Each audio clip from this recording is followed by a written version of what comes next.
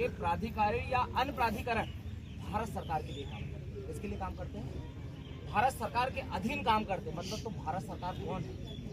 तो अनुच्छेद 12 इसी बात का डिफाइन कर रहा है कि जो भारत सरकार है वो आदिवासी है, और वही आदिवासी और वही भारत सरकार आपको आदेश निर्देश दे रहा है ग्राम सभा के माध्यम से, और आप पालन नहीं कर रहे। मतलब कहीं ना कहीं आप कानून का खेल खेल रहे हैं, कहीं ना कहीं संविधान की आप लापरवाही कर रहे हो, कहीं ना कहीं आप संविधान की जो प्रावधान दिए गए हैं, संवैधानिक जो बातें दी आप उसको नहीं मान रहे। आप एक्ट की बात करें, देखिए एक्ट से बड़ा अनुच्छेद होता है, और एक्ट जब बनता है जब अनुच्छेद से पोस्टरिंग होती है। जैसे आज आप पैसा कानून की बात कर रहे हो या जो भी कानून की आप बात कर रहे हो, पंचायत स्थान के फैसला से आप बात कर रहे थे, एक ऐसा बना आर्टिकल 13 का खंड 2, और आर्टिकल 13 का खंड 2 क्या कहता है कि राज्य ऐसी कोई विधि नहीं बनाएगा जिससे किसी व्यक्ति का फंडामेंटल राइट्स का हनन होता है या मूल अधिकार का हनन होता है।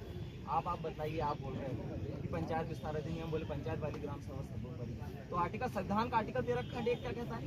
फिर तो फंडामेंटल राइट्स है हमारा संविधान का आर्टिकल 13 खंड, उसका तो हनन हो रहा है, और उसका हनन हो रहा है मतलब आपका जो कानून वो तो डैमेज हो जाएगा, डिस्यूज हो जाएगा, क्योंकि आर्टिकल 13 खंड क्या बोलता है? संविधान लागू होने के पूर्व।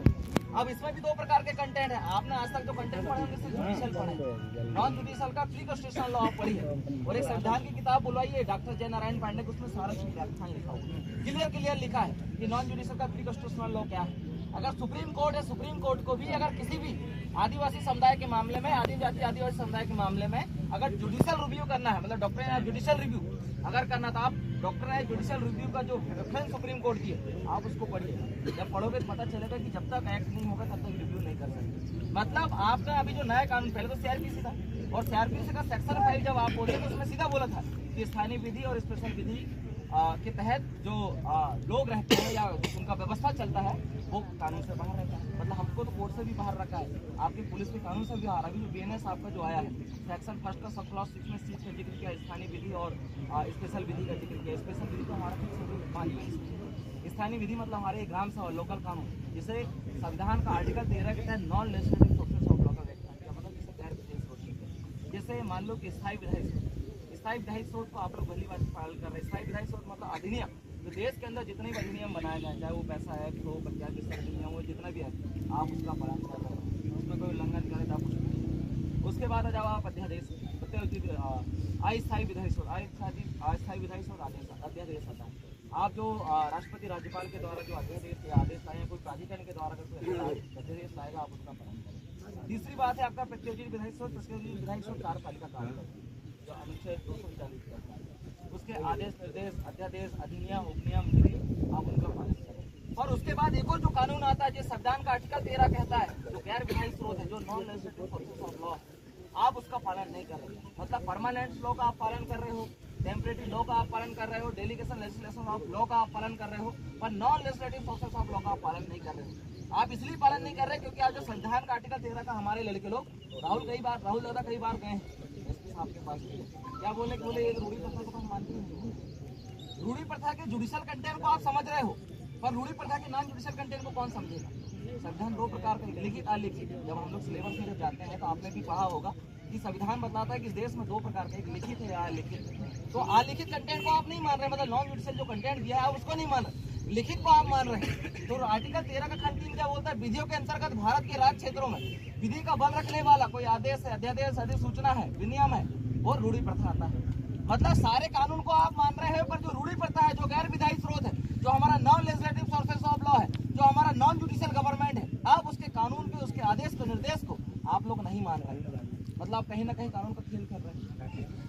तो वही बात आपसे बोला गया कि जैसे अभी साहब से पूछा गया है कि आप बोल रहे हैं सरकारी जमीन, तो सरकारी जमीन का वैध दस्तावेज क्या है? हमने आरटीआई लगाया दिल्ली में विधायी विभाग में, पूछे कि भारत के राज्य क्षेत्रों में आप सरकारी जमीन कहते हो, सरकारी जमीन है, उसका दस्तावेज बताइए। आपके कार्यालय जब आए बोले इसकी कोई जानकारी नहीं। और जब फिर आप 28 जनवरी 2011 सुप्रीम कोर्ट का जजमेंट आप उठाओ, जगपाल सिंह बनाम पंजाब राज्य सुप्रीम कोर्ट जजमेंट, उसमें क्या बोला है कि भारत के राज्य क्षेत्रों में ग्राम समुदाय को विरासत में मिली समान पड़ती भूमियां, नदी की हो, नाला की हो, कुआं की हो, तालाब की हो, बावली की हो, या ढली पड़ी जमीन हो, छोटे घास की, बड़े घास की, जितने भी जमीन हो वो ग्राम सभा के अंतर्गत आती है।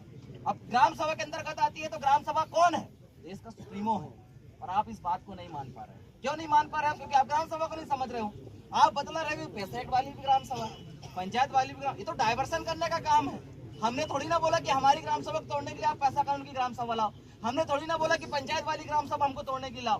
ग्राम सभा संविधान का आर्टिकल 13 का खंड 1 का नॉन जुडिशियल का प्री कॉन्स्टिट्यूशनल लॉ कहता है कि संविधान लागू होने के पूर्व मतलब कई लाखों करोड़ों सालों से चली आ रही हमारी ग्राम सभा, और वो ग्राम सभा से पूरा हमारा कबीला चलता था, और हमारे कबीले में मुखिया तय करता था कि हमें खाना खाना या नहीं खाना, ये हमारा मुखिया तय करता था। किस चीज को लेना नहीं लेना हमारा मुखिया तय करता था। हमारे बिरसा मुंडा के समय में तो कई कानून बन गए थे।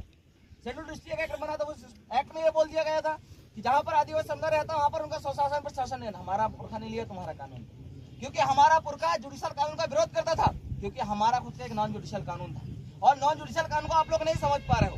तो एक बार आप झारखंड के डीआईजी साहब है, नॉन जुडिशियल प्रचलन में नहीं है। कौन कहता है? मान लेते हैं वो जमीन आपकी है, हाँ। सरकार आप है, हाँ, ठीक है, तो किसको दोगे? वो किसको दोगे? जिसको भी दोगे उसका भी तो कोई एक रिकॉर्ड बनेगा। हाँ, वो तो करेगा। अभी सर के सामने मैंने बोला था कि आप संविधान को मानते हैं, मैंने बोला हाँ, तो ये चीजें संविधान में ही लिखी थी। वही तो, उसके लिए भी एक व्यवस्था बनेगी ना, किसी को भी दिया जाएगा, लिया जाएगा, नाम पे चढ़ेगा, नामांतरण होगा, रिकॉर्ड पे आएगा, संविधान में वही तो व्यवस्था होगी। संविधान में सरकार की है, मान ली हमने, सरकार की है। आप भी सरकार बोल रहे हैं, आप भी सरकार बोल रहे हैं। ग्राम सभा तय करेगा ना जी।